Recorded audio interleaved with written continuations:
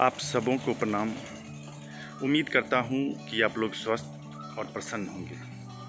देश अभी कोरोना महामारी का दंश झेल रहा है और लगभग 2.25 लाख के करीब कोरोना से संक्रमित मरीजों की संख्या पहुँच चुकी है। जैसे जैसे जांच का दायरा बढ़ता जा रहा है, वैसे वैसे कोरोना से संक्रमित मरीजों की संख्या में भी लगातार बढ़ोतरी हो रही है। और इस विषम परिस्थिति में सत्ता में बैठे लोग और सत्तारूढ़ पार्टी के द्वारा जश्न मनाया जा रहा है। जश्न इस बात का मनाया जा रहा है कि सरकार की यह 6ठी वर्षगांठ है। भाई, इस परिस्थिति में आप जश्न किस चीज़ का मना रहे हैं? आपने क्या किया है? आपने जो वादा किया था, क्या वह वादा पूरा हो गया?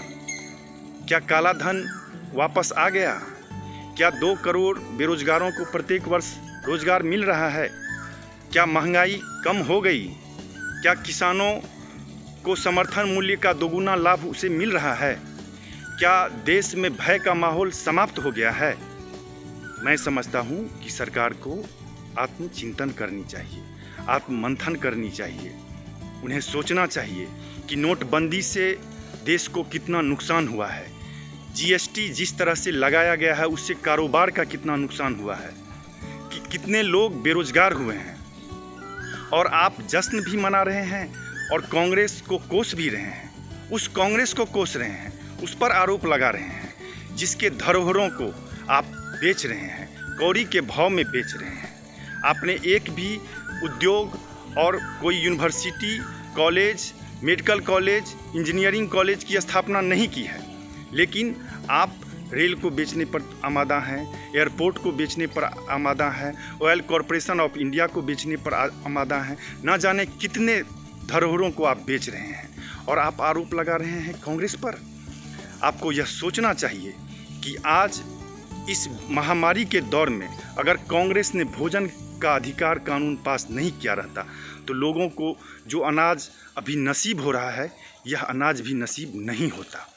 आपने मनरेगा की जमकर आलोचना की थी, संसद भवन में और संसद भवन के बाहर भी।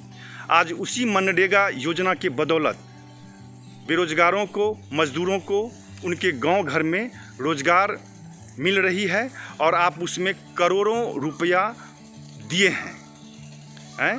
और आप राम मंदिर, 3 तलाक और अनुच्छेद 370 की बात करते हैं। इससे किसका कल्याण हुआ है? किसका कल्याण होगा?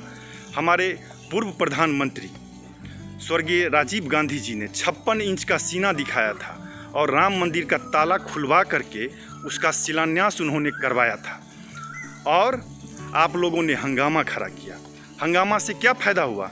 आज सुप्रीम कोर्ट के आदेश से ही वहाँ पे मंदिर बन रहा है, इसमें आपका कोई योगदान नहीं है। अभी भी समय है। 6 वर्ष आपने सत्ता यहाँ चलाया है। आप आत्ममंथन कीजिए, चिंतन कीजिए, मनन कीजिए कि देश में क्या वास्तव में सबका साथ और सबका विकास हो रहा है? क्या लोग खुश हैं? क्या लोग भय और चिंता के बगैर देश के अंदर रह रहे हैं?